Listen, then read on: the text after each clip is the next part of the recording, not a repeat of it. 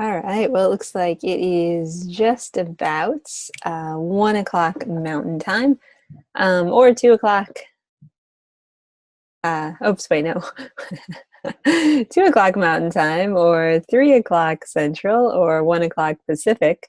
Yeah, I was actually just um, looking at my cell phone, and I was looking at the alarm and the timer and things, and realized that there is something that I have on there called a world clock. And I was just mentally thinking, oh, that would actually be really good to set, one of the entries on the world clock to be Salt Lake City, Utah, as far as like what IU time is in. And then I was thinking that as I started talking, and of course it just came out in a convoluted way. But anyway, welcome everyone. This is DES 314 Advanced Color Theory, and we are in our second session of our second week of our 11th mod together. And indeed, I am in Central Time and a little bit disoriented as to kind of what time zone it is, but that is okay. So how's everybody doing? Looks like we have a couple students who are here in person. We also have many, many more, I am sure, who are watching online. So hello, everyone. You will notice I'm slightly less bundled today because it is slightly less chilly than it was yesterday, but still nice, still fall, still good stuff. We haven't gotten snow yet, but I know that many of you have. And so that's exciting, hopefully it's exciting. It's not oh my gosh, what's happening? 9 months of this, what? But yeah, I'm excited. I'm looking forward to a couple flakes coming along at some point. It is going to get in the 20s tonight, so maybe we shall see. Let's see, I'll send it to you, a little snow here on and off. Sweet, very cool. Yeah, well, it's kind of fun. It's the season. It's November after all, so things might happen. So just a couple kind of housekeeping issues. So it seems like we have just begun because we kind of have. At the end of this week, we will be in our midpoint of the class. So the majority of you are like sailing full speed ahead in turning in work and getting things done and doing daily checkpoints and all of that. If you happen to be watching this video in any form or capacity, and you are like, oops, that's actually not me, I'm kind of like limping along, totally fine. It's okay. I understand it's November and life is incredibly crazy this time of year, but just make sure that you are getting in and turning in stuff when possible. So I will accept anything late. So discussions, jump in, assignments, assessments, whatever you can do would be really great. So kind of just assess the gradebook, see where you are, and if you assess the gradebook and you say, I've done everything, pat yourself on the back and say, good job me. Like, look at me keeping up with all this stuff, and kind of keep that trajectory moving forward. One kind of fun fact about our mod is that Thanksgiving is actually week 4 of the mod. So we are halfway to Thanksgiving, so to speak. But yeah, so we will only have one session for that week 4 time slot. So don't, start freaking out or panicking yet. Because there won't be 2 of me, since I know all of you will do that. Ha ha ha. No, but we will kind of deal with that when we get there. But I do just want to give you kind of like a very far off heads up that, the holiday and the final in this course are going to kind of coincide. So just kind of get that on your radar. Don't panic, as I said. But just kind of know that that's going to happen, so it doesn't catch you off guard. I know when I found out, I was like, oh my gosh, how are we going to make that work? So it caught me a bit off guard, so don't let it take you off guard. We have it under control, and we'll make sure, that everybody can turn in and complete and do everything they need to. So we got each other. We got our backs. All right, so let me turn this off. But as always, good to see you all, and jump into the slides. Okay, so here is, I should say, our agenda for the day. We are going to pick up one thing that we did not have time for yesterday because we were doing feedback palooza. And that is going to be a discussion of color vibrations, kind of what it means when color vibrates, and how to avoid it ideally, because a vibration in color is not a very good vibration to kind of work with. Then we're going to also look at the elements of design, because specifically we have an assessment where you guys are going to be doing some writing, and I want to make sure that everybody's fairly clear on kind of what you need to do and kind of how to put things together. And then last but certainly not least, we are going to talk about the assignment for this week, particularly abstract colors, Photoshop, greeting cards. I think this is actually one of my favorite assignments, I want to say, within any course that I've taught. So it's going to be really, really fun, and hopefully you guys too kind of have a good experience overall with it. So color vibrations, elements of design, lead us into the assessment, and lead us into the assignment. Okay, so just a couple reminders. We have 3 learning objectives that are kind of orienting us this week. First one is discuss how color choice impacts consumer purchasing and audience appeal. Number 2, apply appropriate color usage proportions to illustrate 3 abstract color relationships. And then number 3, discuss the role color plays in the 5 design elements. So line, shape, color, value, and texture. Okay, so let's jump right in and get right to it with a discussion of not so good vibrations. So if you are here, or if you're watching via video, either way, when I say the words color vibrations, does that mean anything to you? Do you have anything that kind of jumps into your head, or is it kind of like, not so much? Anybody have any ideas about vibrations? So just a couple seconds.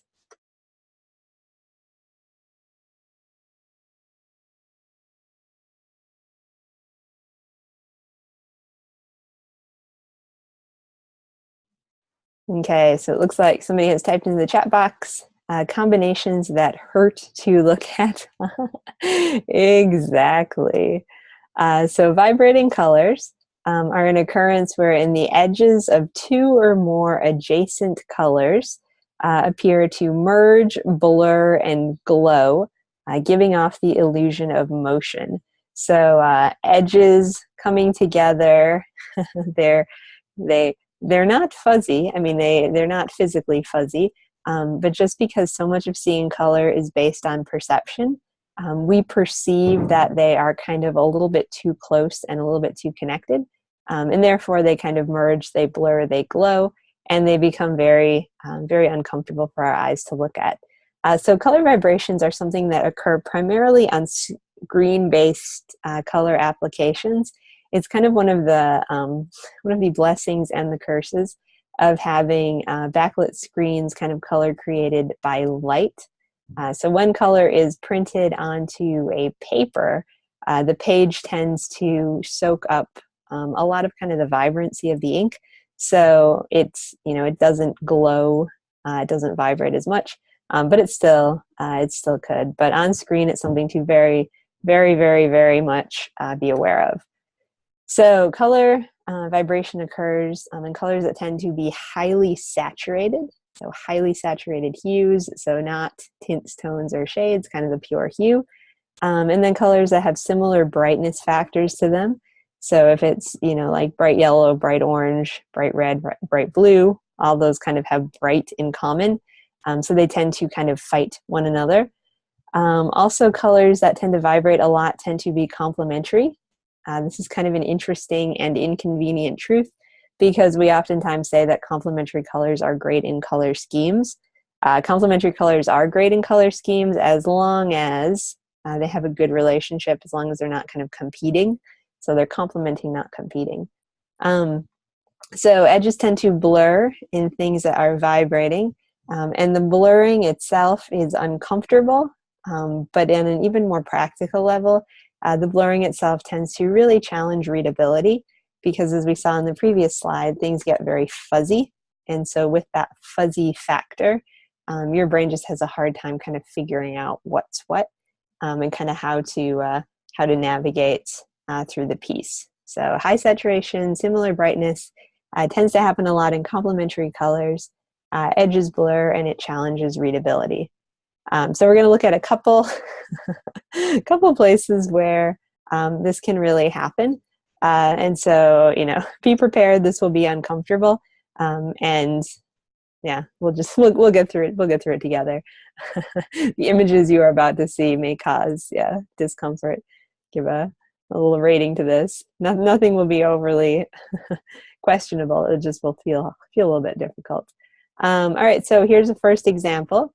So you can see here, this is a Spotify ad, and all these great bright colors. You think it's a great idea because they will catch your attention, they will stand out, they feel energetic, they feel happy, what have you. And then you come down to the pink button at the bottom, and it's like you can't even see it. I mean, you can see it, but you can't even look at it for very long, because at least in my seeing, and you guys may or may not feel this way too, like the colors are just both so bright that it almost feels like the button is taking on like a 3D quality to it. And it's not like 3D in a good way. It's kind of 3D and like, oh, it hurts. And it's just difficult to kind of figure out, what's going on and how that's working. So this is a great example of two colors that are fairly similar. So it's the magenta and then the purple. And, it's just, they are both similar in brightness. And because of that, you're kind of having a visual competition between them as to which one, wants to come first, which one is kind of advancing, which one is receding. They're both kind of advancing. And so it's kind of causing that disconnect. So here's another interesting example of color vibration. This one is perhaps a bit easier to look at. But what this is actually an example of is when you use color vibration to your benefit. So if you look at this knight and look at him for just a couple seconds, and kind of see how you feel he is in relation to his background. So we're gonna look at something kind of cool about this, but first off, just kind of notice the knight and notice his background, and kind of notice if you notice anything in particular about what's going on here. So just a couple seconds. How do you feel about the knight? How do you feel about his background?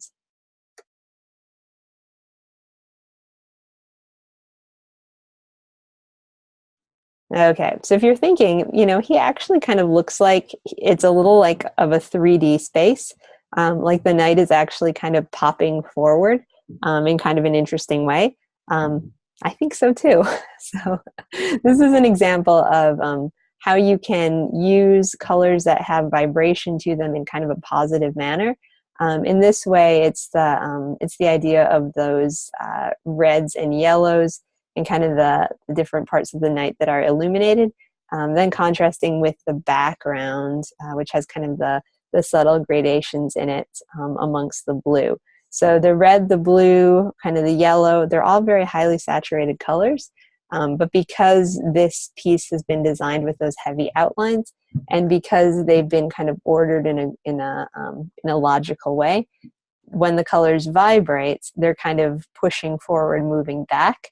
And so it's really, if anything, kind of adding to the piece as opposed to making it a little bit more difficult to look at. So this is an example of something that's called chromostereopsis. And this is a super long word, but once you get used to saying it, it's kind of really fun to say. So I would encourage everyone, as you're watching this session, kind of looking at this slide, break down the word into its little phrases and practice saying it, because it is kind of one of those fun things once you get it down. But yeah, so the reason that colors vibrate, kind of what the scientific reasoning is behind it, is this whole principle of chromostereopsis. And it is, something that most of the time works for negative. But oftentimes, if we are aware of it and we can kind of channel it in the correct way, we can actually use it for kind of cool stuff, as seen by that night. So chromostereopsis, easy easy to say once you know it. Let's see, brought to you by the letter C. Exactly. C like for color, which I guess is chromo, kind of fitting into there. So here's an example: chromostereopsis in a not great manner. So when you have it applied in ways that it doesn't work, meaning that you're putting both of the two colors right next to each other, it's just really, really, really difficult to look at, and it hurts.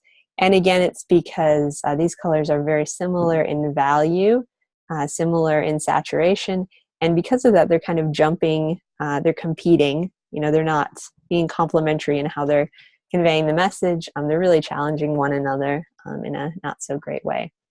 So chromostereopsis officially is a visual illusion whereby the impression of depth is conveyed in two-dimensional color images. Some colors appear to recede, while some seem to float forward in visual perception. So again, chromostereopsis. I'm just trying to say it as many times as possible, since there are very few times you can actually use it in regular life. So when you can use the word, you gotta, get it in there a lot. But yeah, so it's the scientific principle that how we perceive color is very much in the sense that some move forward, others move backwards. This was a phenomenon we encountered with warm colors and cool colors. So remember, warm colors really tend to move forward. They tend to, they tend to move forward. Cool colors then tend to recede, so they tend to move backwards. So, warm colors advance. That was the word I was looking for. So chromostereopsis, the visual illusion whereby the impression of depth is conveyed in two-dimensional colors. So some colors appear to go backwards. Other colors appear to really kind of jump out at you. It's super interesting too, because I think in some of the pieces that we saw yesterday, the art pieces that different students had chosen for their inspiration for the assignment, though we were seeing them screen mediated, so we have that kind of filter on us, I have a feeling that if we were to see them in person, they would have total chromostereopsis happening in them, especially that vase, the pink kind of or pink, magenta, purple type thing. I'm sure that could have had an interesting feel to it. And certainly some of those abstract paintings as well. Perhaps even some of the realist ones would be kind of interesting to see. But yeah, all right. So light and shade suddenly change the color of objects and let us know which parts of them are advancing or retreating. And this is in the context of a 3D environment. So for example, I'm sitting at my desk. I'm not sitting on it. I'm sitting at my desk and I have, a variety of objects around me, like a glass of water, I have a backup drive, I have a lip gloss, I have a little vase with some branches in it and things. So I'm looking at these and I know that they're, 3D items because I could physically touch them. But even more, my eye sees them and my eye knows that they are 3D items because they have light and shadow that are kind of playing around it. So our eyes and our brains really tend to use a lot of visual cues about what something is just by how the light changes and, kind of how we see and relate and kind of define things. So when something like chromostereopsis happens and two things kind of both advance, another reason that it's really hard to kind of look at, hard to engage with, is because your brain just doesn't really know how to interpret it. And so in that sense of confusion, it's kind of wants to shut down, and therefore, it kind of ends ends the visual visual communication factor. So, all right. So we notice that color can fade when it becomes very distant, and that at some distances, different colors seem to blend together. Color is one of the cues we use to really understand the physical world. So, really cool to just see how color not only defines kind of emotional things, but even on like one level deeper, it gives you some sense into kind of just what things are, where things are, how things are related, etc. So colors turn 3D, which is kind of amazing in lots of ways. Okay, so in light of this, we know our big words, we've had our vocabularies, expanded by many syllables and such. But what does it practically mean? So it practically means never pair green, red, and blue together on a page and actually expect people to read it, unless you work with different shades or tones or tints of those colors, or if you're clever about outlining, as we saw in the picture of the knight, with the different colors put together. So it's very important, though, that you avoid fully saturated hues of red, yellow, or red, green, blue, just because they all will want to advance. They will all kind of vibrate, and things will get very difficult to engage with. Oh, and then here's a good resource, which I will post to the announcements.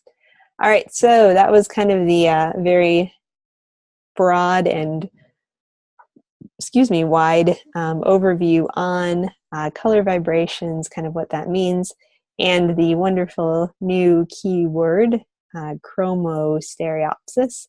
But yeah, so the reason that we did cover that is this is a little bit of an advanced color theory idea.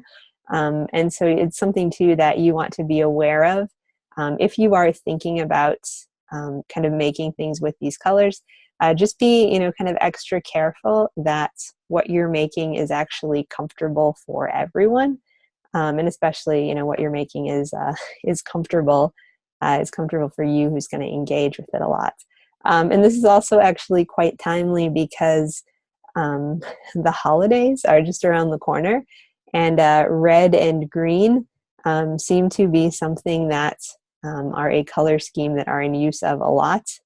So if you are designing anything holiday related, and you are thinking about using red and green, be very mindful about how you're kind of combining those two colors together.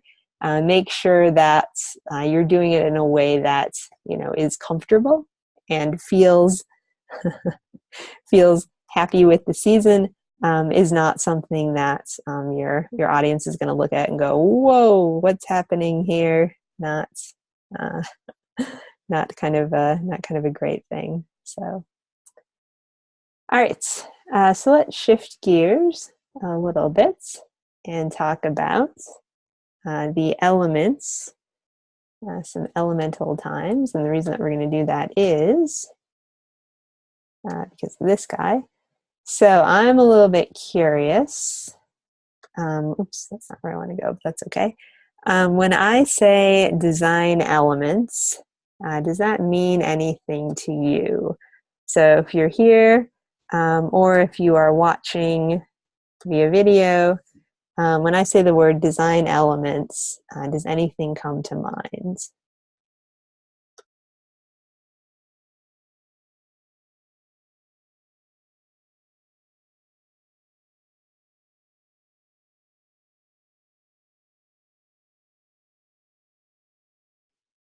Okay, so looks like somebody is, I'm sorry, I feel like I'm having screen navigation issues. It's like in the chat box we have CRAP. Yes, that would be something that is a bit related to the elements.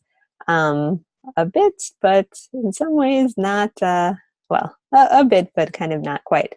Okay, so we can have, you see here, in addition to the big four design principles, which would be contrast, repetition, alignment, and proximity. The 5 elements of design, so line, shape, color, value, and pattern, play an important role in creating a successful design piece. Though it can be easy to confuse them, you can often think of the principles as being the recipe and the elements really being the ingredients of design themselves. So as in cooking, how skillful you are with your ingredients determines the quality of your meal. And as a professional designer, it's really important for us to be masters of our ingredients so that our clients can have the best possible end product, the best possible gourmet meal, so to speak. Yeah. So the elements build on each other incrementally, and we're going to look at examples, but we just want to cover it here as well. Line is the most basic. It's the span created between points. Lines together construct shapes, which can be used to form images or draw attention to text. And then both shapes and lines can be filled with floods of color, once more drawing attention to them or creating images. And then value refers to the regulation of the colors. As value changes, so does the perceived look and feel of the color. And finally, pattern refers to various combinations of shapes, lines, and colors. And patterns bring interest and intrigue to a design. And then depending on their construction, can even mimic kind of a tactile sensation, kind of giving something a feel, even if it tends to be flat. Again, we kind of perceive it as having a feeling itself to it. So once you're aware of the basic ingredients of design, it's easy and fun to see how designers have woven them into their compositions in order to share their messages and really engage viewers. So kind of very high level is that analogy. Like I think it's a pretty genius one. So the principles of design, so CRAP, those are the recipe. So those are how you put things together. So you want to use contrast. You want to repeat items. You want to make sure that you are lining things up so that your design piece makes sense. You really want to make sure that you are, what does the P stand for? Proximity. That you are really grouping things together in kind of tidy and orderly segments, so that when your audience is navigating, they really know how to engage with what you're doing. So those things are the principles. Those things are the recipe. And then these things that we're going to talk about are the ingredients in themselves and what that's all about. So principles, recipe, elements, ingredients. Okay, so let's dig a bit deeper into those in our slides. Kind of the cool thing too for you guys, I mean, you're in a 300 level class, you have been around the block, is that when you learn about these elements, they really should just kind of click in your mind, just because you've been working, so much and so consistently, so it tends to kind of work through them as well.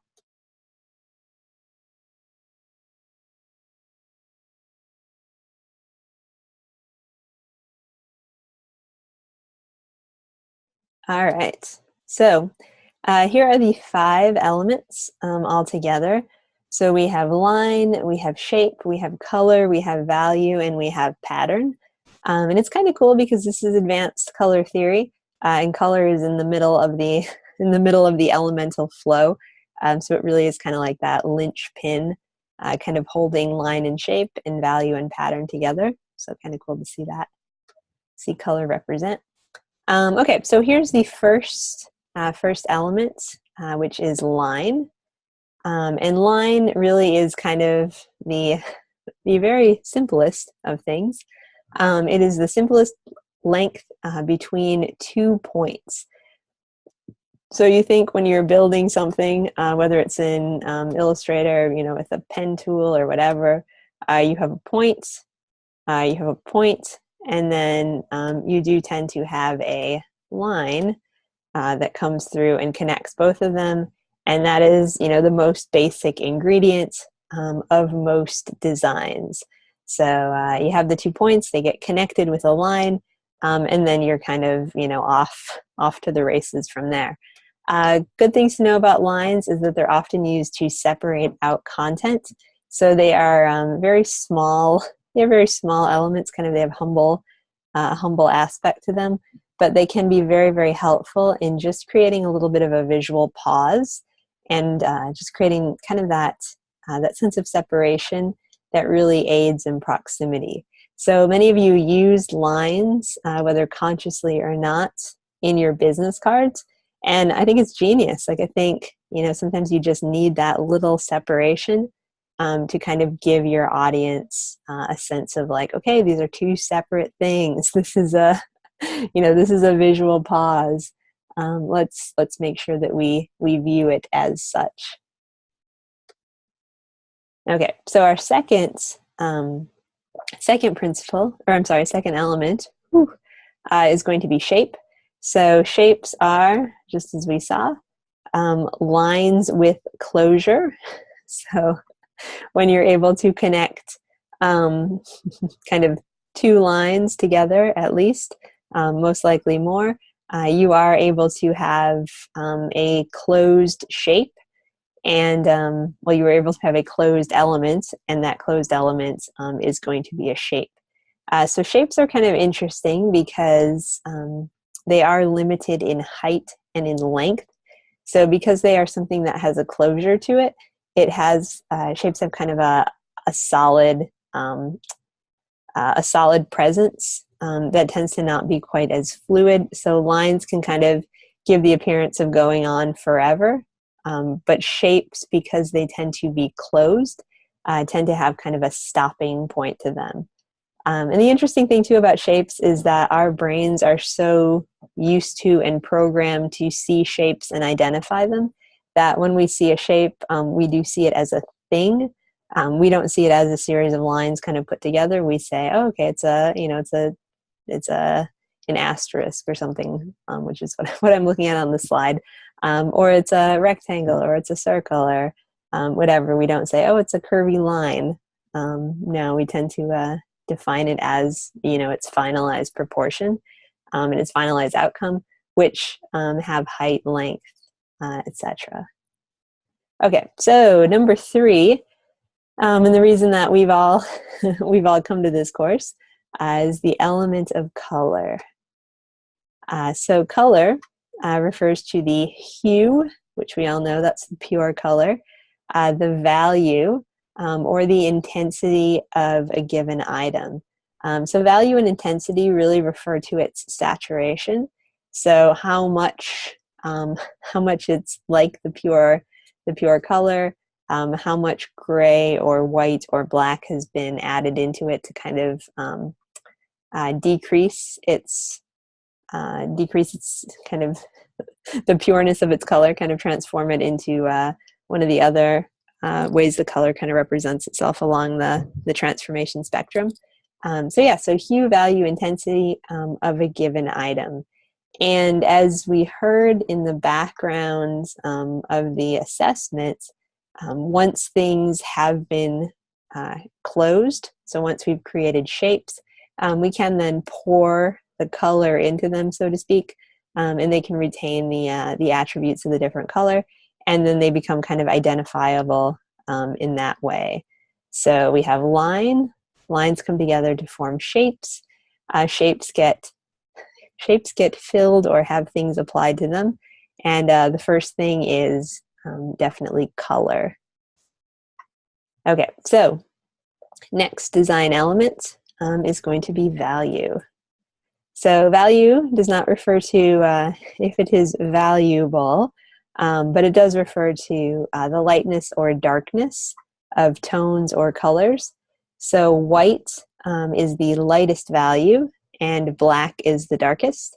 And then the value halfway between these extremes is called kind of the middle gray.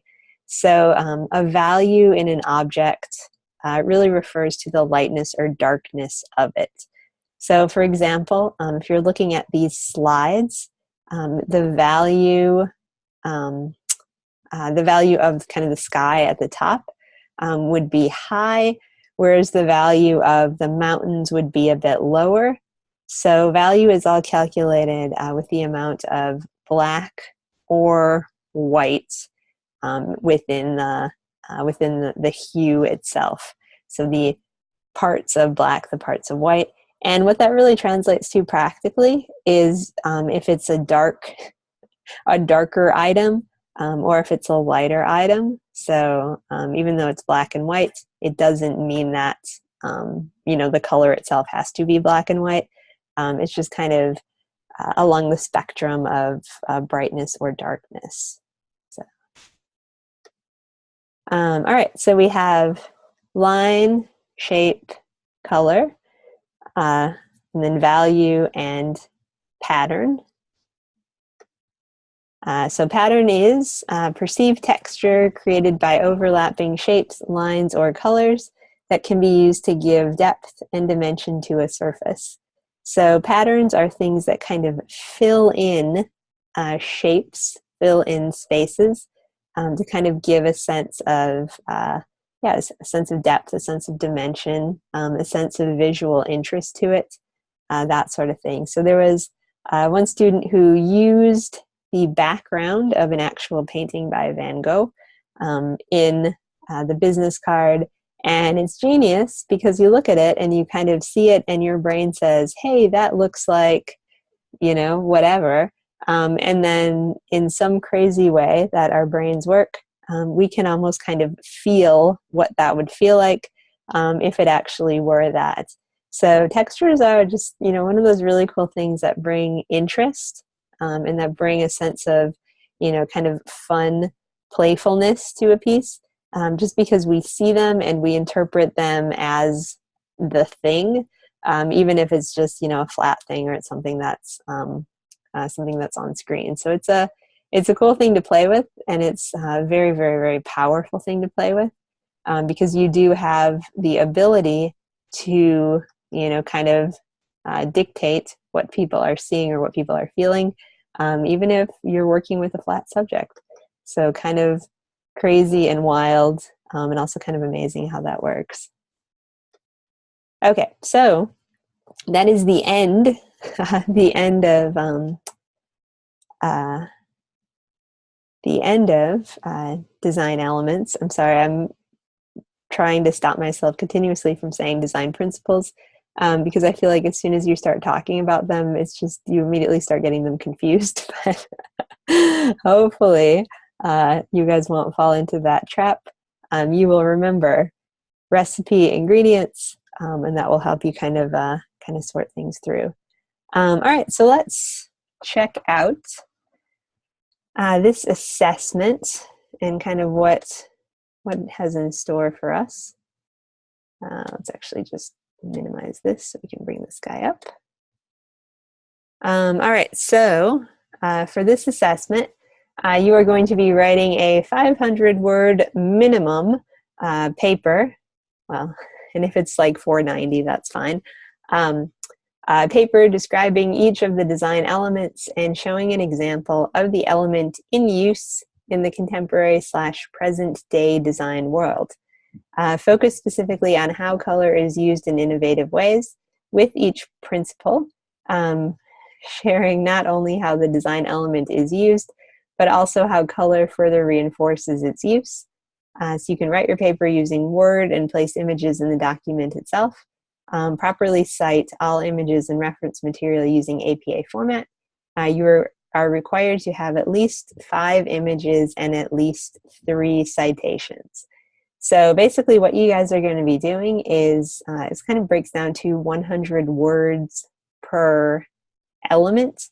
So you're going to find a picture of something or an object or whatever, and you are going to say, this shows this element, and it's working because of this, and that's that, so to speak. So it should be kind of more of an exciting assessment because you really do get to kind of engage in show and tell, and do a lot of visual research, and kind of get how these things are moving through. Okay, so it does say here, and this is where I'm going to give you guys a little bit of choice in what you want to do. So it says here to use Microsoft Word to compose this and then to drop images in. I'm actually going to just do a quick demo on how you can do this um, in InDesign instead of in Word. Mostly because I think Word is really, I mean, if you know how to do it and you're like, Word is my thing, go for it. But I find that whenever I try to put images into Microsoft Word, it's just a terribly frustrating experience. And so if you want to do it in InDesign, I think that would be a better thing. Mostly because you can kind of create a nicely designed, piece. It'll look as good as it can, as it will read. So we're going to take probably the next little bits, and I'm just going to do a demo kind of how I would approach this. So yeah, just if you want to approach it this way too. If you're like, nope, I got my own thing, like that's fine as well. It really is kind of up to you. Okay, so first thing that we're going to do, and this is something that everybody's going to have to do, is find an example of each of the elements in use. So you can find, again, find these elements wherever you want to. I'm actually going to go into the AIGA design archives because I think it's kind of a cool thing to browse, and it's free. Anybody can browse it. You don't have to be a member. And I think it's another really good resource for you guys to be aware of. Let's see, a question just came in. Can we separate each element to its own page, or does it all need to be together? Good question. Yeah, really whatever you want to do. So whatever your flow seems to be. If you want to have like a really big image and then a smaller amount of text, that's fine. So.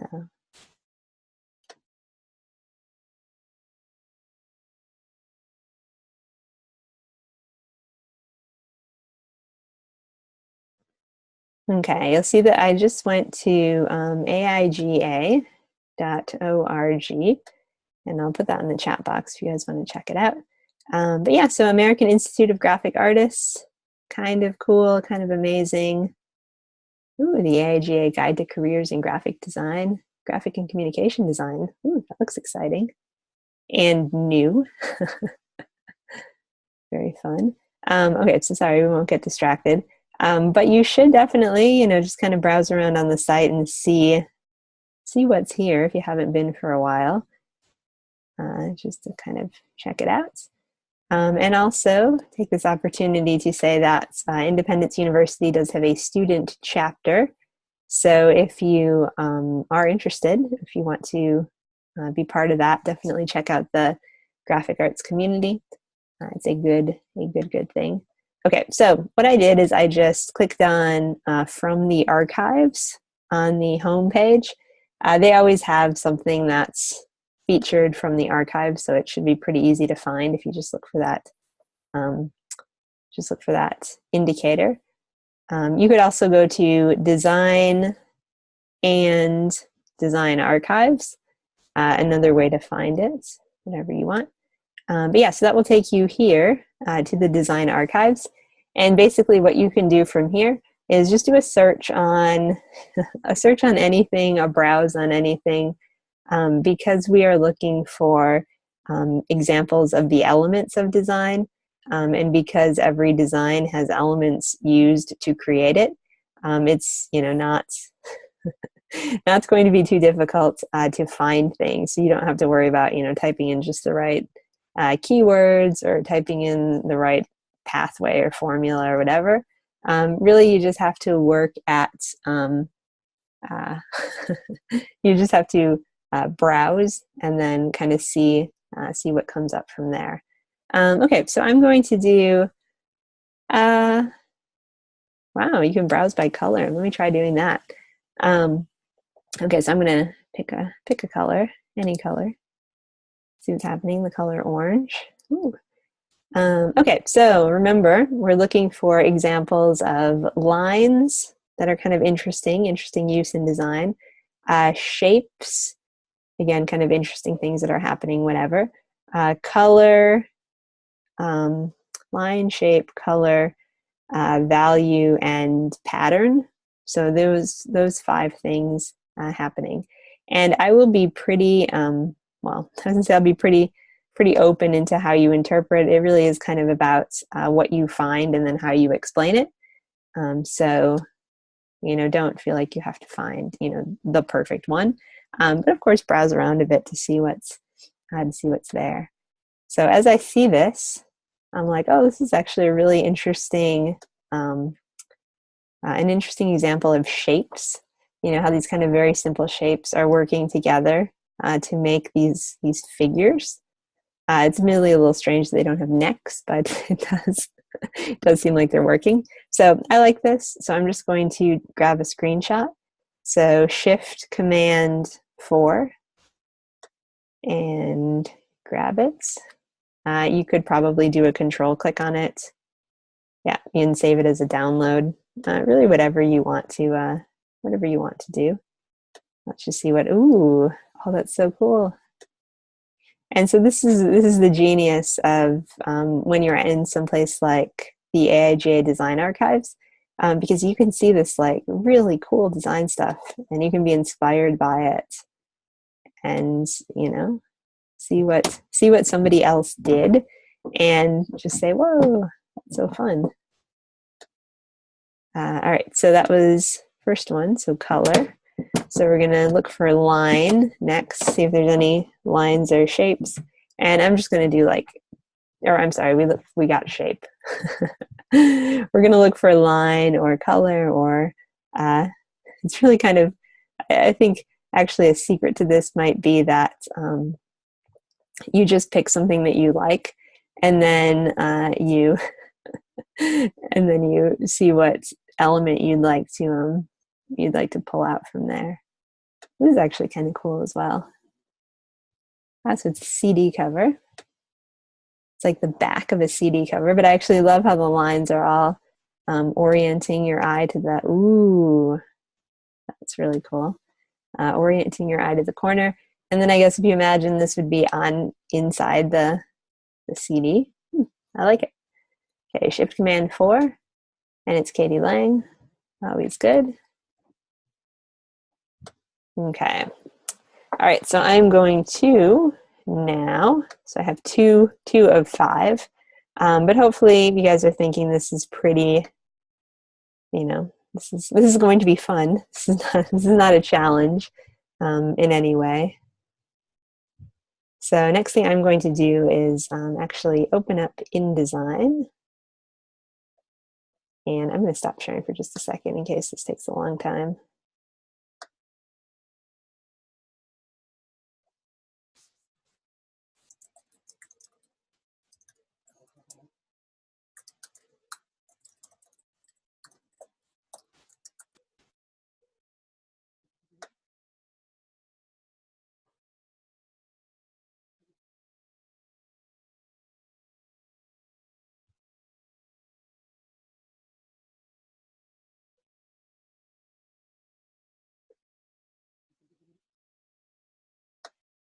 Okay, so it looks like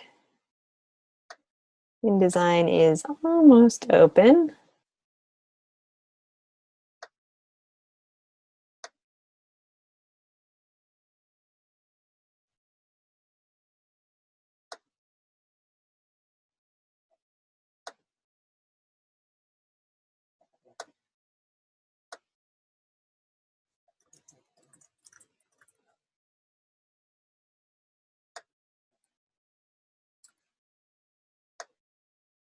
Okay, let's get back to screen share so you guys can see what's going on.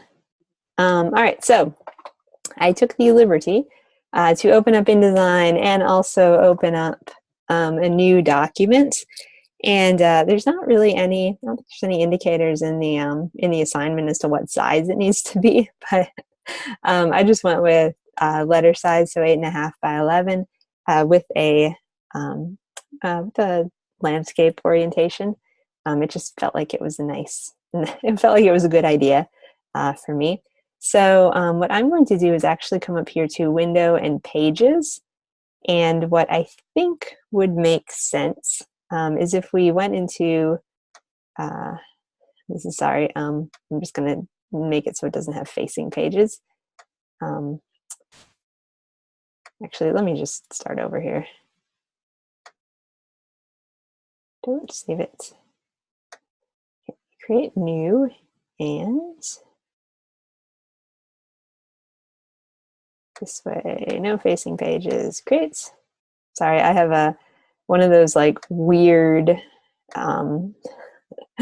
design things of facing pages for something that is not a book. I just can't deal with it, so we're not going to try. So basically, what I'm going to do is just set up kind of a template in my master page for what each of the little layouts for each element is going to be all about. And the reason I'm doing it in the master page is it's just easier, and it also ensures that everything is kind of in the same location. I'm not, going to have jumpy elements happening all over. It's going to be kind of more orderly and tidy. So what I'm going to do first is, and I'm actually taking a page from the student who just asked if we could put a different element on each page. That actually seems really genius to me, so I'm going to do it. You don't have to. I mean, there's really no kind of requirements as to what this needs to look like. There's just lots of possible ways you could do it. Okay, so I'm going to write element name, and I'm going to make it like 40. Ooh, so cool. And intro Rust, clearly. It's going to work. And I'm actually going to make it, well, I guess I don't need to make it too big. I'm just mentally cycling through the names of the different elements in my mind. And I'm thinking, like, is anyone going to need more text space? But I don't think so. Okay, and then I'm going to have a text box. And this is going to basically be where all of my type goes. And we'll even give this like a new regular. Come on, regular. There you go. We'll even just put this in. We'll give it text attributes. Insert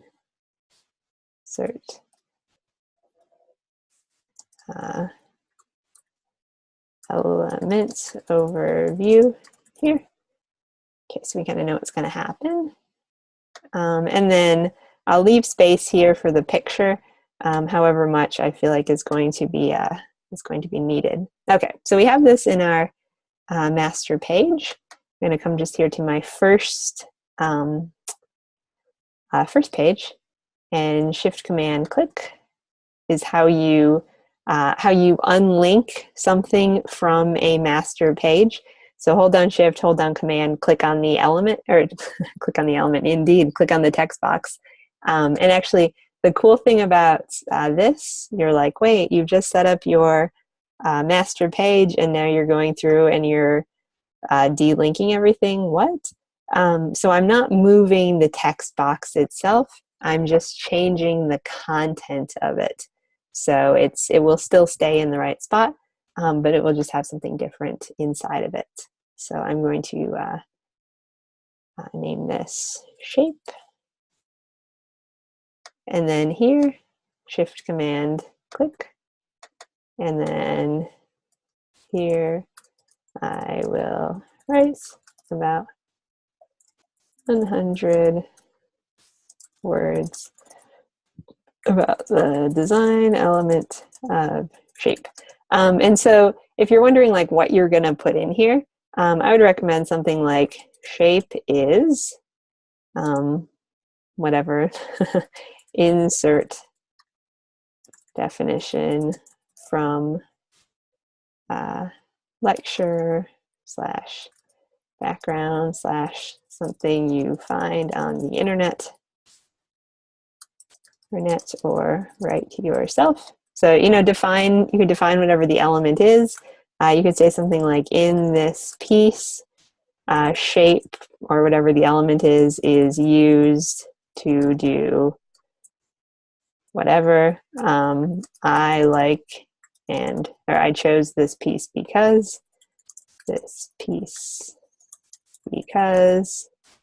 and then you know whatever you did, why you liked it, why you were drawn to it. And I think that should be just about, 100-ish words. So you'll see here I have one word that is misspelled. A super cool thing about InDesign is if you turn it on, you have the ability to have, is it text variables? No. You have the ability to have spell check. And, oh, here it is. So it's under edit, spelling, and you have dynamic spelling. And so this is just like in Word, and it tells you as you're writing if something isn't working. So make sure you have it checked, because I think that it's easy to make spelling errors in InDesign. So once you have it and it's identified, you just do a control, a click, and it says, hey, did you mean whatever? And it's usually the first one, and it will change it for you. Okay, so the other thing you might be wondering is, how am I going to know that there are 100 words there, or that there are close to 100? Do I have to actually count them? And maybe, no, you actually don't have to count them. So there is a feature. If you go to Window and Info, and then you select something, it will tell you, select and highlights, it will tell you how many words you have in the item. So you have to have your type tool engaged.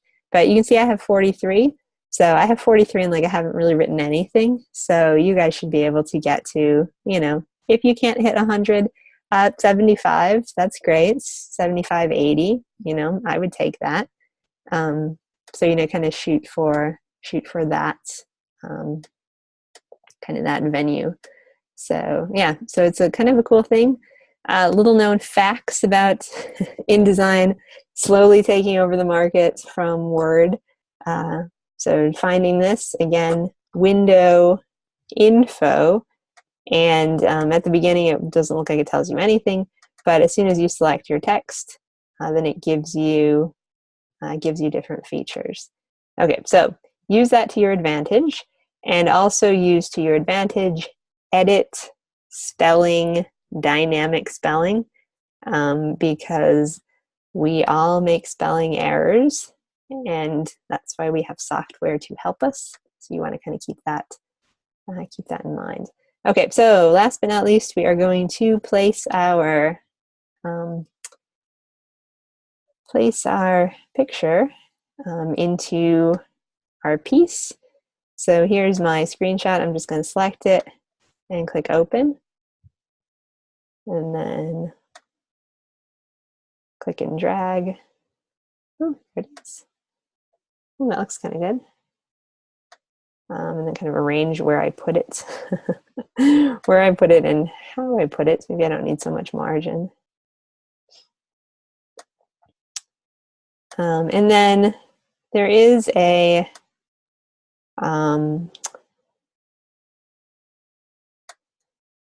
that's kind of cool. I'm actually suddenly having the feeling that I want to flip these, so have the picture be on the left side and the text on the right. I won't do that because this is just a demo, but if you're designing and you have the urge to flip things, by all means, go for it.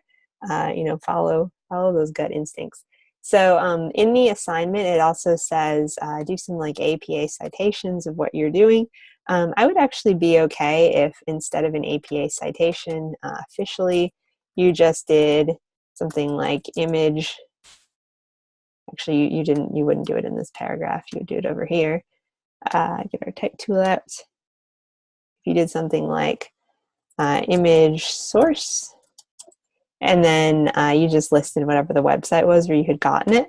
So that's fine for me. I just want you to be a little bit aware of the people and the things that you're crediting. So you're not just taking screenshots willy-nilly without having a little bit of a hat tip to the designer who created them. So I'm good with that. Like, that's all you really have to do.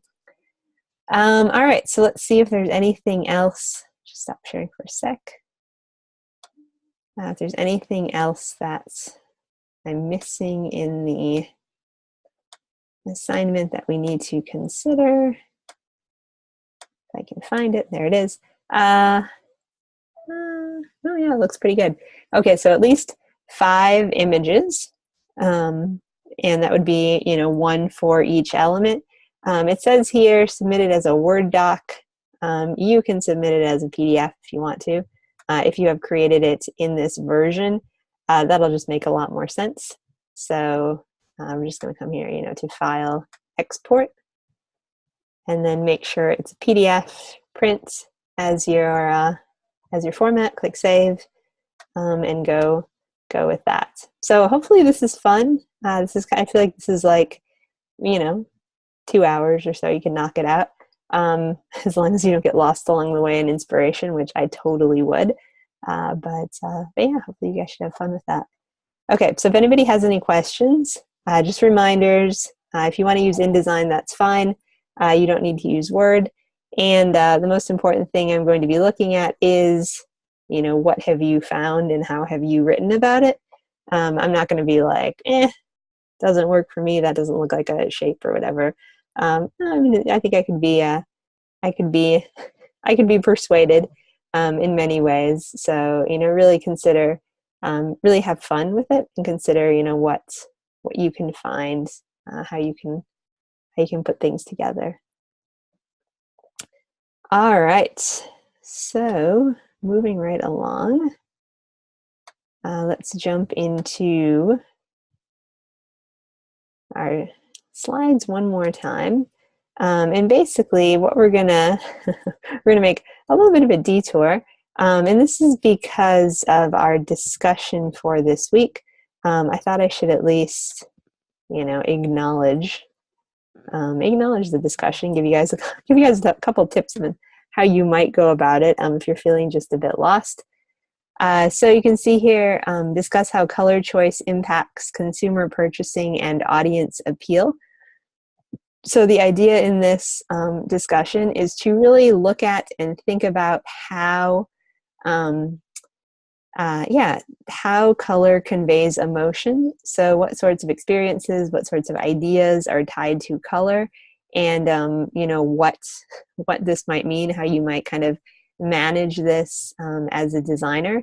So what I would recommend you doing for citations is really just doing a Google search. I actually did a Pinterest search and I found this really cool kind of graphic just on the emotional impact of color, and it will show you some really interesting and kind of slightly provocative and highly culturally contextual kind of insight into a whole bunch of different colors.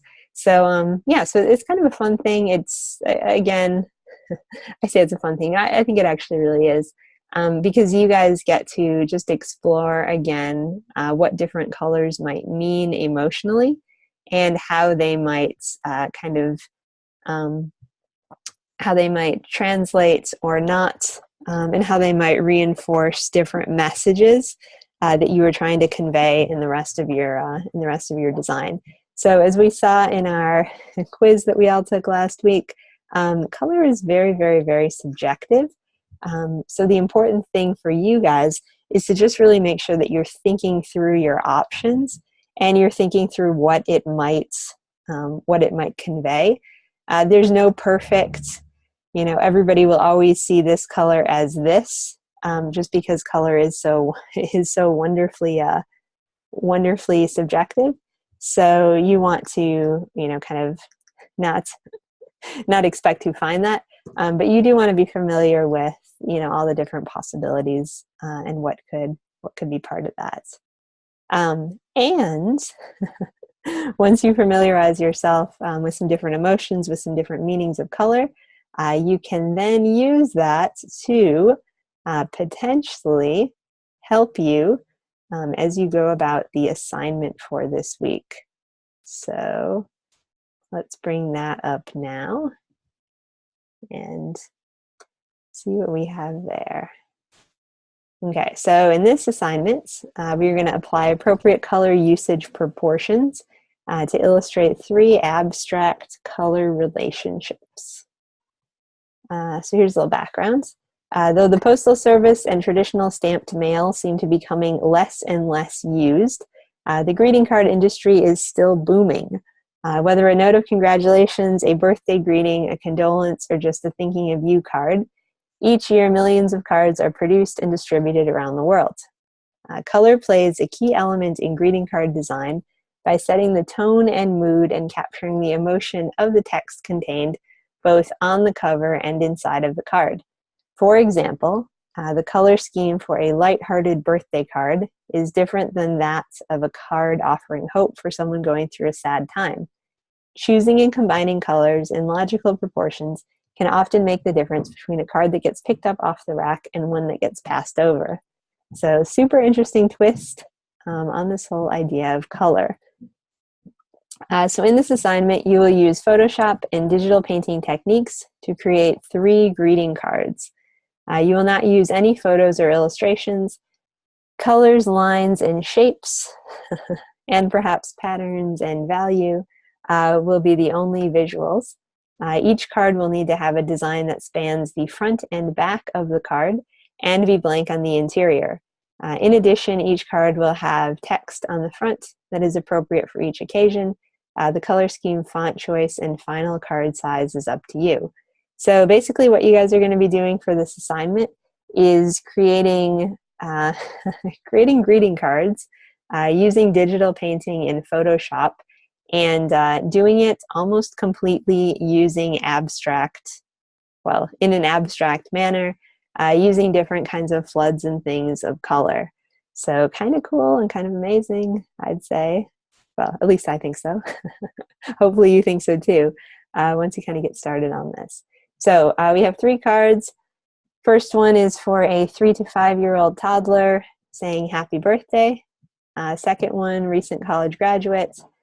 Congratulations on your graduation. Third card, a grieving friend. And then the text is going to be wishing you peace and comfort. So you're going to design each of your cards in Photoshop as a flat file showing the front and the back of the card. So you can create a new Photoshop file, mock your card up into one of the available free templates in Adobe Marketplace. When you are finished, you should have 6 Photoshop files, so 3 flats, 3 mock-ups, and create an InDesign document that is 11 by 17, contains 3 pages, and then place your flat file and the mock-up together so we can see both side by side. In addition, please put your name and the name of the card on each page and export your file as a PDF. So kind of main thing to focus on is making the card, and then the rest of it is just kind of presentation and flow and what you're going to do, for that part. So abstract cards with interesting messages for an assortment of different audiences. So it's helpful to do this assignment after you've done your discussion perhaps, so that you can already be thinking a little bit about like what colors mean and how you might use them. So, well, you could just kind of go off a gut feeling, because I think we all kind of, have been through, each of these situations or close to these situations. So we kind of know, what color schemes may or may not work for them. So, you can use something like this, or you can just kind of go from your imagination. Okay, so I think, I think we should just jump right in. Oh, actually, no, we're not. We're going to go just right here in the slides. Okay, so typical greeting cards. The sizes are as follows. You could have a 5 by 7, and that's going to go with an A7 envelope. You could go with a 4.5 by 6 1/8. These are all in inches. Or you could go with a 4 1/4 and a 5.5. So it really doesn't matter. It really doesn't matter kind of what you go with. you get to choose kind of whatever size you want for this. One thing that you will have to think about though, which is going to be key as you're designing this, and let me pull out a card and turn on my webcam to illustrate this. So when we set up our document in Photoshop, because there I am. Because our card we're going to design, so this is a card. We're going to design both the front and the back. So we need to set up our design or our document rather, in sorry, I just completely blanked. We need to design our document in Photoshop to be this long, as opposed to just being, this. So for example, I think I'm going to design mine as 5 by 7. So 5 by 7 is 5 inches, 7 inches.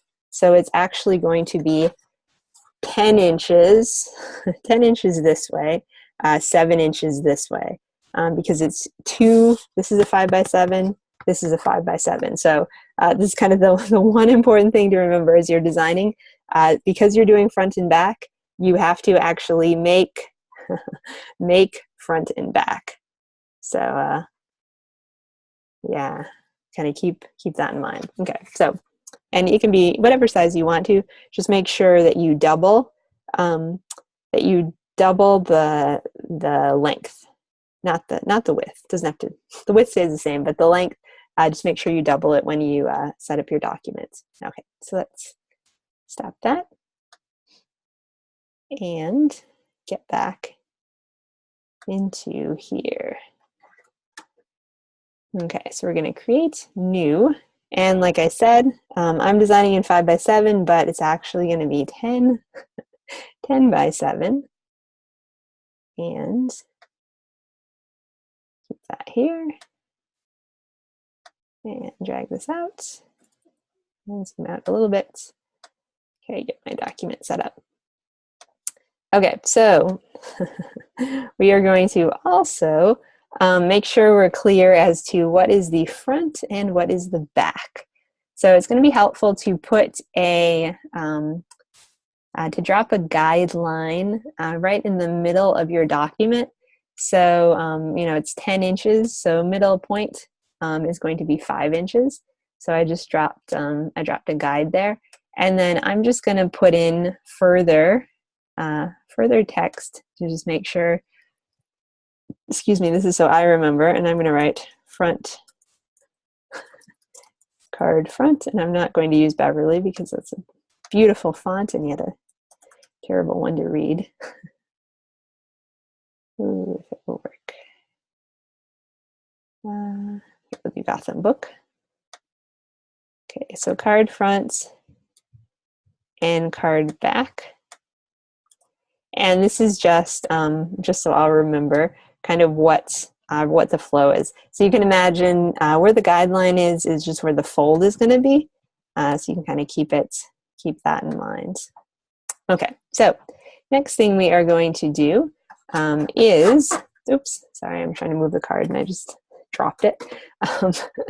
So next thing we're going to do is talk about digital painting in Photoshop. And I'm actually going to save this as well because anytime Photoshop is involved, oops, I did too. Things can get a little tricky, so you want to make sure that you're saving early and often. Okay, so digital painting is a super cool technique in Photoshop, and it's something that I feel like designers are either really, really into or they've never done it before, because it seems like it's kind of one of those niche skills. But I would encourage you guys, if as you're kind of making this, if this is something that you're into, it's a really interesting kind of subfield of design. And if you go online and watch a couple tutorials, particularly using the mixer brush, there's just these amazing things that you can do where if you start with a photo, you can actually turn it into something that looks like an oil painting within like 10 or 15 minutes. So it is just, it's amazing what you can do using the brush tools and just kind of playing around in Photoshop. It's some fabulous, fabulous stuff. And as the holidays are coming, and we are always, I am always thinking, like what could be a good, easy, cheap Christmas present to make people. Digital painting, something using Photoshop may actually be a genius thing, because you get a whole lot of bang for your buck. And it's software you guys have, it's skills that you have, so you can kind of make something really interesting and personal. So super cool. Check it out for sure. All right, so basically what we're going to be using in this kind of next time, or time together, are going to just be the brushes. So we're going to use our regular brush tool, which would be this guy. So just the plain old brush. And then we're also going to be using, ooh, what just happened there? Then we're also going to be using the mixer brush, which is down here. So regular brush, we're going to go through first, and then the mixer. And let me just make this disclaimer.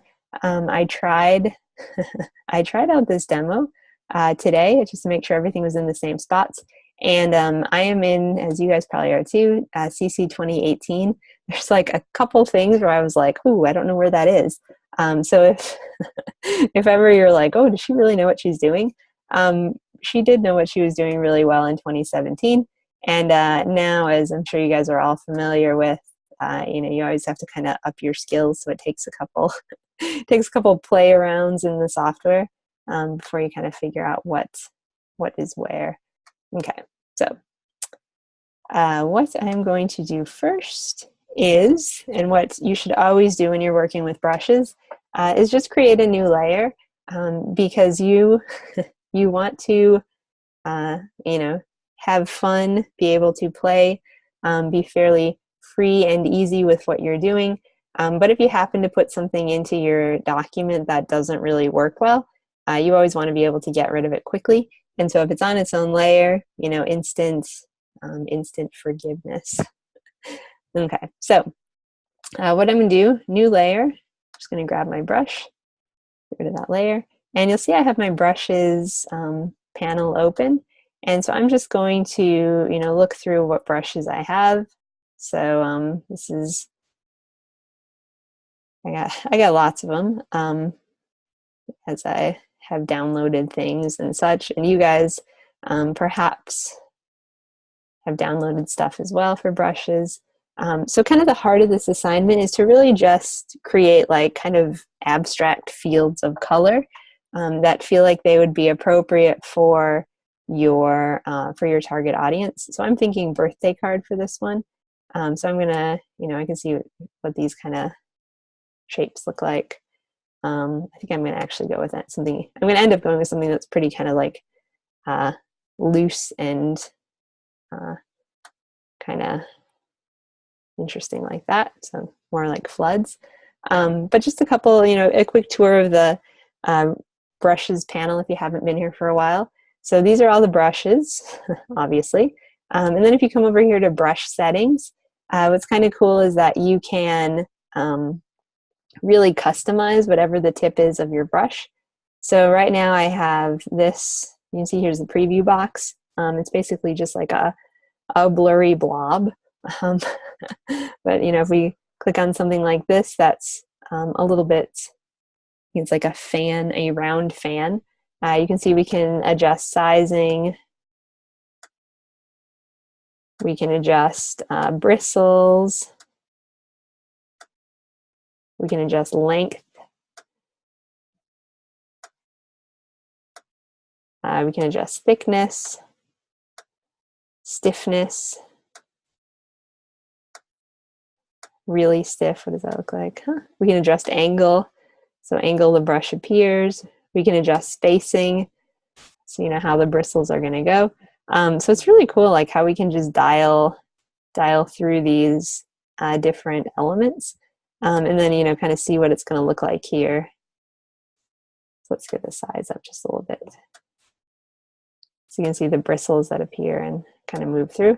So I would encourage you guys to first off, just try or open up your brush menu and just do some like scribbles and see what each brush looks like, especially if you haven't visited the brush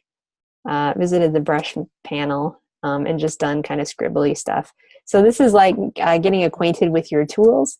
This is a bit like if we all were together, once again in kind of an art studio, we would get out our stuff and see what we could try, see what we could do.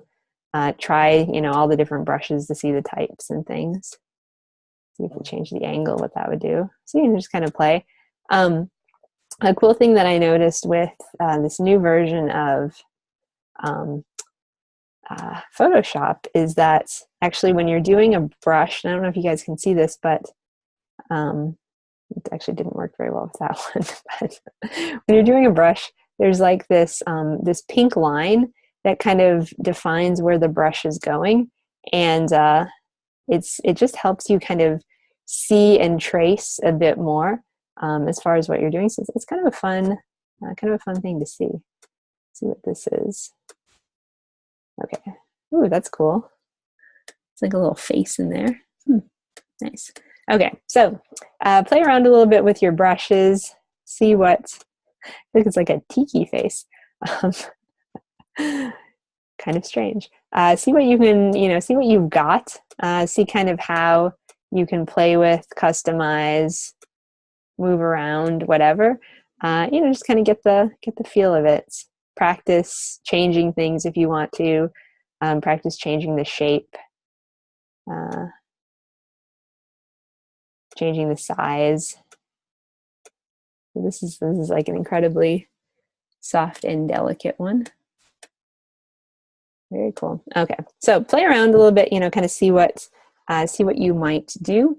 And as you're playing around too, just kind of get your mind thinking like, what would be kind of a good abstract-y art feel of for each one of these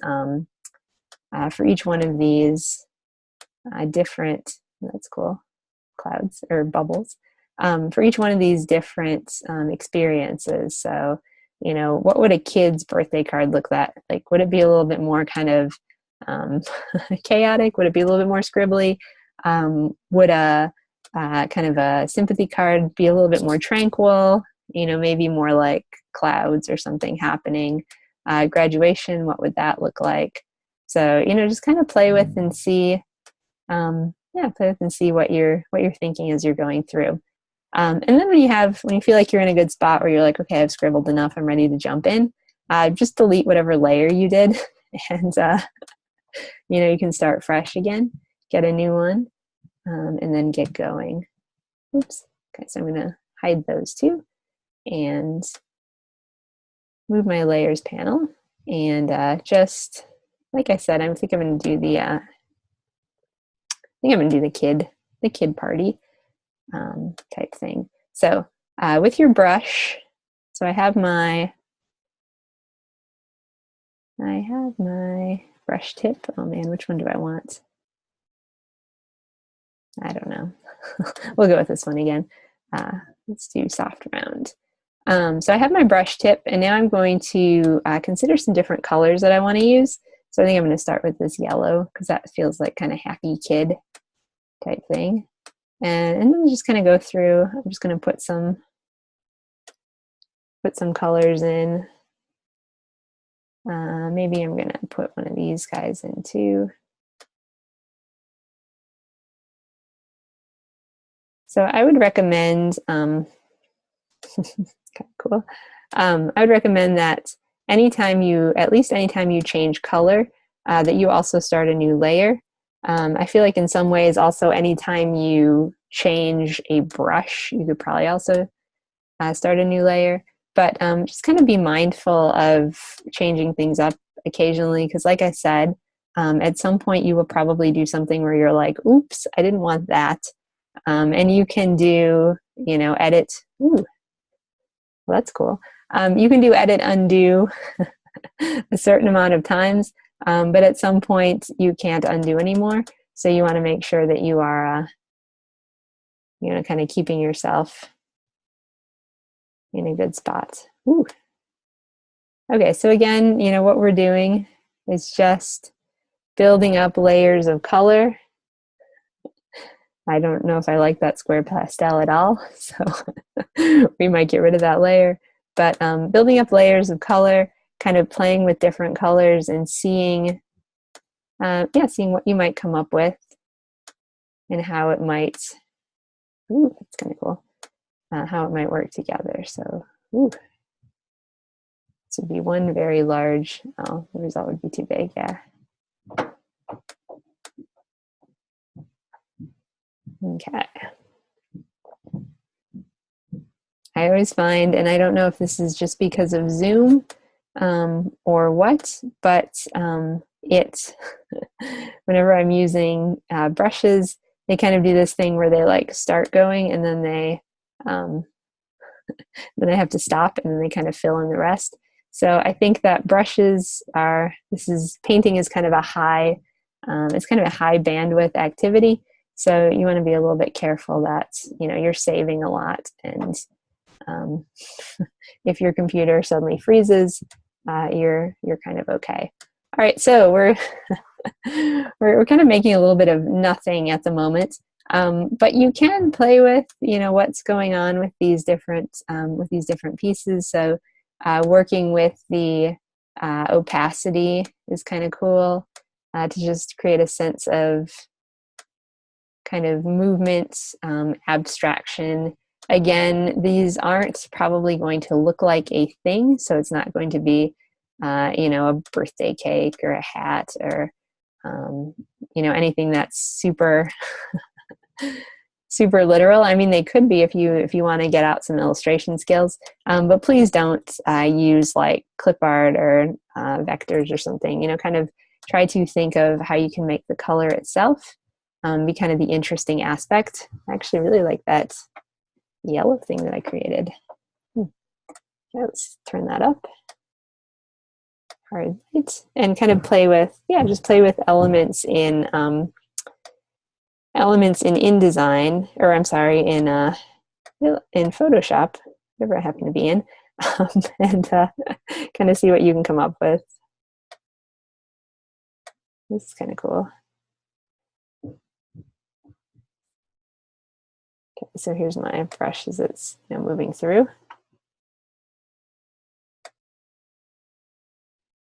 Actually, I really like these little line elements.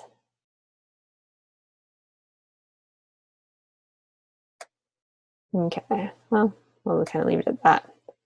All right, so when you have something that you kind of like, or if you have something that you're still kind of on the fence about, let's take a look at the other tool I wanted to show you guys, which is actually going to be the mixer brush. Man, what is that like keeps on flashing in my, it's like it wants to show me something, but I don't know. Okay, so the mixer brush is down here, and basically what the mixer brush does is it turns your piece into kind of like a canvas with wet paint, and then allows you to take the brush in Photoshop and really kind of manipulate the pixels of the kind of quote unquote paint that's in your canvas. So it's a really cool, let's turn this up all the way so we have good contrast. It's a really cool way to just kind of like move and shuffle and just create a whole different kind of effect in your piece. So when you're working with a mixer brush, a couple things to be aware of are these little indicators at the top. So wet, load, mix, and flow. Basically, wet means how wet are the colors underneath. So how much kind of manipulation can you do with the colors? Load is going to be how much color is on the brush for every stroke that you do. And then mix is going to be how much the color is going to be able to mix with the colors that are underneath it. And then flow is going to be, of course, how much comes out of the brush itself.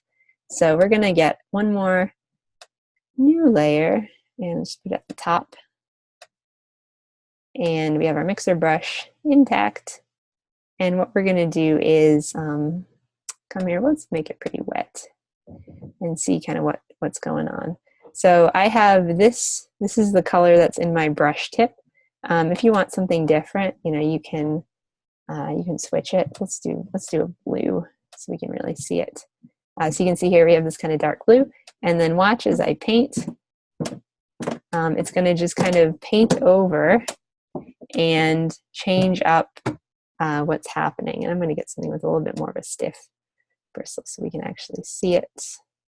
Actually, maybe let's do it flat. Yeah, okay, make it bigger. So see how it's coming through and really kind of pushing and kind of smudging the pixels that are underneath it. So you can see it's moving the blue into the yellow. It's kind of moving the yellow into itself. It's moving that light blue, it's mixing it. And then here, if we dial up the mix, which is pretty low, you can see that you're actually, now I have like a dirty brush. And so the colors are kind of smudging into themselves, and it's really creating, it's created something that actually really looks a lot like brush strokes. It's also really kind of dirty, which I'm not feeling a lot, but it is cool how it feels like you're actually pushing the pixels like you're pushing paint. So if you feel like your brush is getting too dirty, if it's kind of too contaminated with just kind of yuck, you can always click on this swatch, this little down arrow, and just do clean brush, and it will clean your brush, and then you can start again, and then kind of push your pixels around, kind of sample, that sort of thing. So it's a really cool, I feel like this demo isn't really turning into anything, but you guys should really try this because it's a fun, see if this does anything cool. It's a fun technique, and it's just amazing to see how you can actually smudge and kind of transform the pixels and come up with something that's really has an interesting kind of quality to it. And it looks like Photoshop is giving me some issues, so we'll stick with the fan brush. I seem to like it a little bit more. So definitely play around with these. And like I said, this has to be just completely abstracted. So whatever you feel like, whatever you've created. Come on, brush, go for it. You can go with that. Let's change it one more time. See if we can get something even cooler.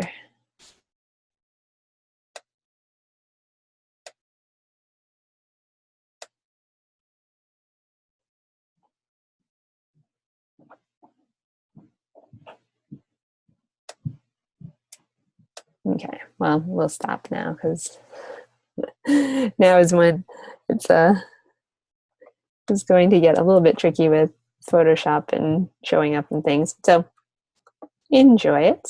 All right, so last thing we are going to do is just put in a little bit of text for our card. So here's the here's the kid's birthday, and it's kind of cool. I mean, it's a little abstracted. It's a little chaotic. It feels a little like it could be a birthday party. So I'm going to grab the type, and it's going to be happy birthday.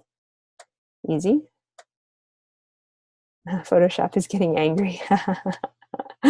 Yeah, this is kind of one of those things that it takes a big load on your computer. And I mean, I'm running, well, you guys probably are just around this too. I'm running a 2013 Mac. And so I can do this great when everything else is closed, but like the windows I currently have open plus Zoom, it's like, no, not so much. Do I want to do this for you? So, just kind of know that that's a reality. Okay, so I'm going to write happy birthday. I'm going to write happy. And again, it's kid, so think kid, but also think, maybe what's readable. So I'm going to write it this big.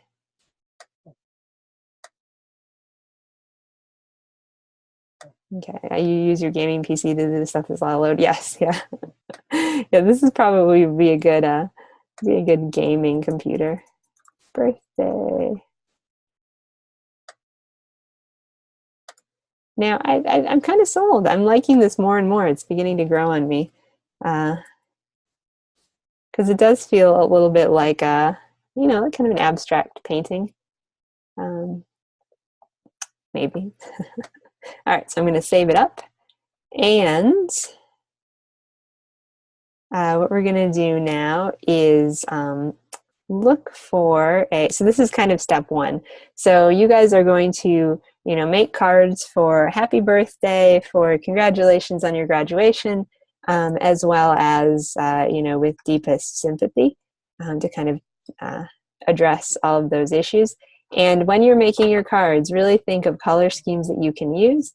Really think of abstract ways you can you know, kind of configure the colors together and kind of abstract set things up, and then kind of see what you can come up with. Okay, so step 2 is going to be then mock it up into a setting, and I am going to come up here to what just happened? I have no idea. I'm going to come up here to my Creative Cloud outline, or Creative Cloud little application thing, and just go to Assets. And you guys can, you know, wherever you find a good greeting card mockup you can use. I'm just going to go see if there are any Adobe Creative Cloud, Adobe Creative Cloud, Adobe greeting card.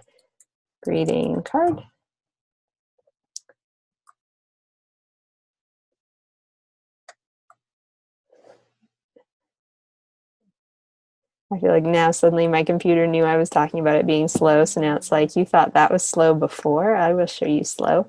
Okay, so no greeting cards here. Let's just see if there's a card.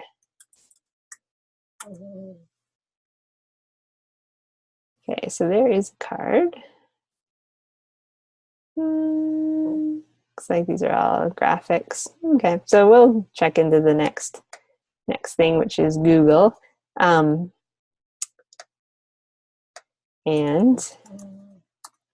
see what they have as far as greeting card mockups.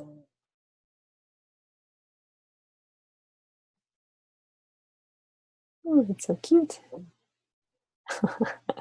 We won't click on play for that, but I'm deeply tempted.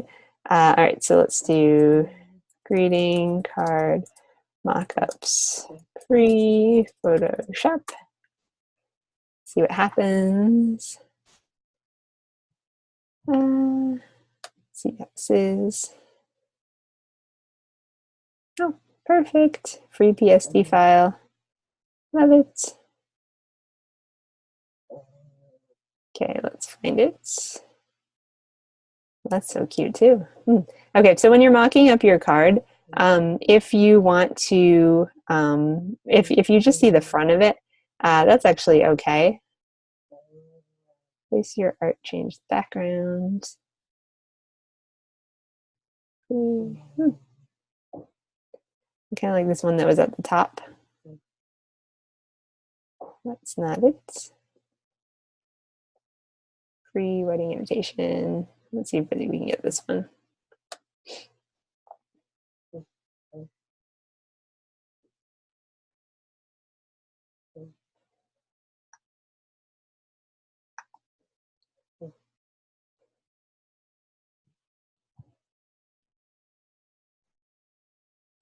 All right, let's download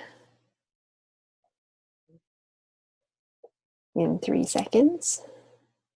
Yeah, so hopefully you guys are fairly familiar with creating mockups. So I find it's one of those cool things that it really does make something kind of come alive a lot more when you have a mockup. See how this goes. I feel like okay, that's a That's a JPEG. I feel like my computer is now going to tell me it's cached in, and probably because I'm thinking that, then it will manifest that behavior.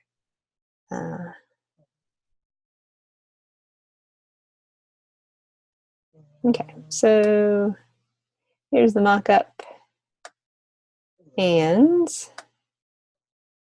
let's get our layers out again. Okay, add text here.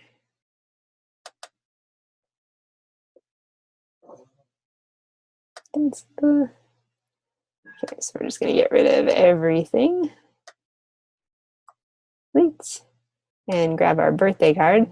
And basically what we're going to do is, I think we can just flatten it down. So select all your layers, Command E.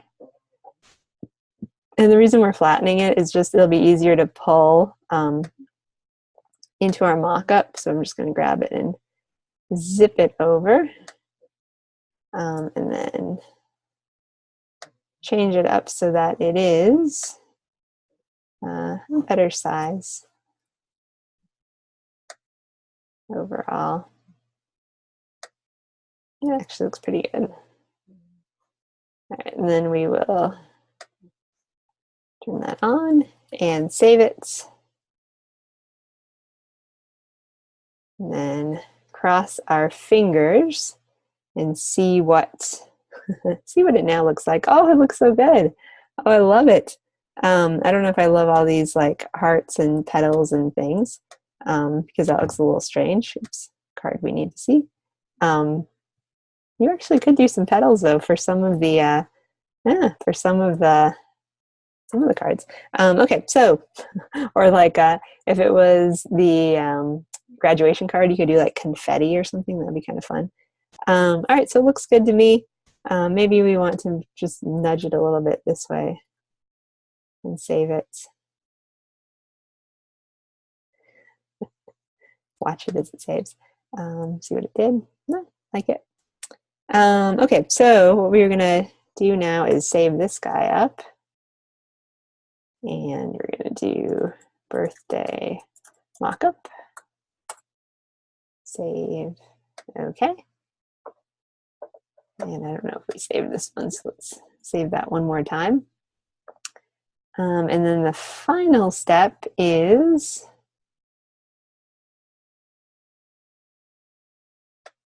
going to be coming into InDesign and actually setting this up as a side-by-side kind of a layout.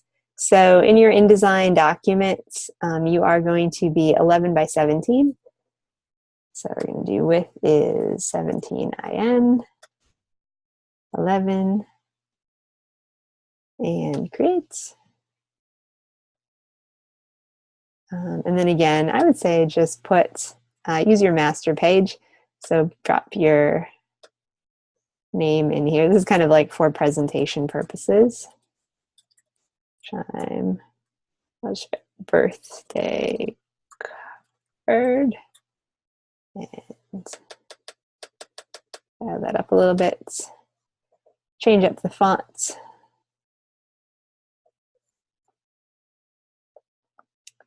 Let's just do Gotham.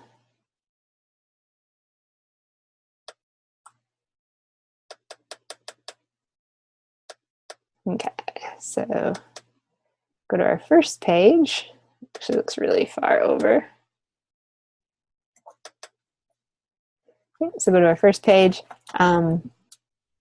file place or Command D. And then we're just going to put our cards side by side. So here's our first one, open. So the idea here is that you're showing me kind of how it looks front and back. And then you're showing me kind of how it looks. Let's put you're showing me how it looks in an actual kind of physical mock-up. So that looks good. And then place, mock-up, open, And let's make this a little bit bigger.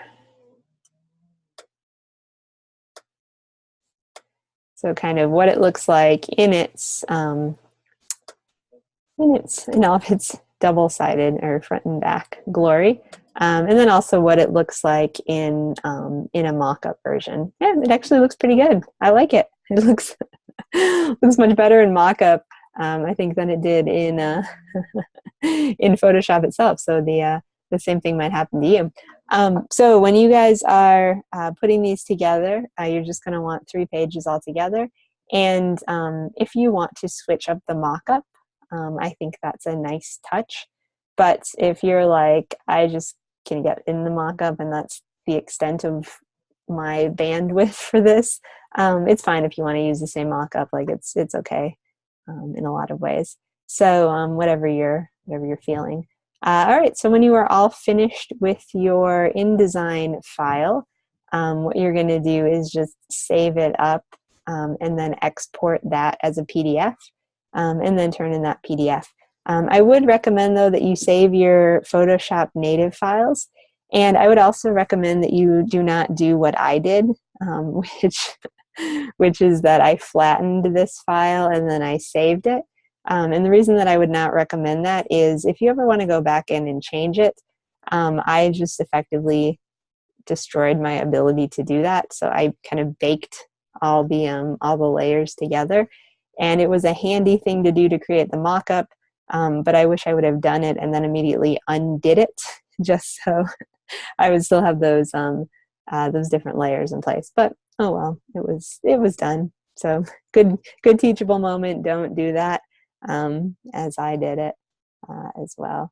All right, well, I think that's, let's check the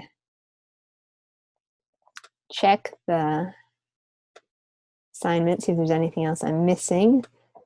Put your name, export, yep. Yeah, so when you're all finished with that, you are good with this week. And if you can find a card in the Adobe Marketplace, you can use it. And like I did, if you want to just use a Google search, that's fine as well. I feel like Marketplace kind of shifts a little bit in what it has. So, we always can be a bit nimble in how we're putting things together. Yeah. All right, well, it looks like we are going to get out a little bit early, which is great, giving you guys the gift of some time. But before I do that, I do want to just draw your attention to one thing, which is kind of cool, which you may or may not have seen in announcements. And that is this link, A Brief History of the Color Pink. This actually came into my inbox this morning, and I saw it and I thought of us. It's really cool. It's from artsy.net, and it is, no shocker, it is a brief history of the color pink. But the color pink apparently has a very contested history in the world. So kind of what people think of it, the shade itself, what color people identify as pink. So it's just a really cool thing, and I think it's definitely worth a browse because we've been talking so much about cultural perceptions, kind of emotions of color. We've been talking about history. We've been talking about Newton, and so check out this little article. It's a fun read about something that definitely applies to a lot of what we've been looking at. So you can find it in announcements. Yeah, it's cool stuff.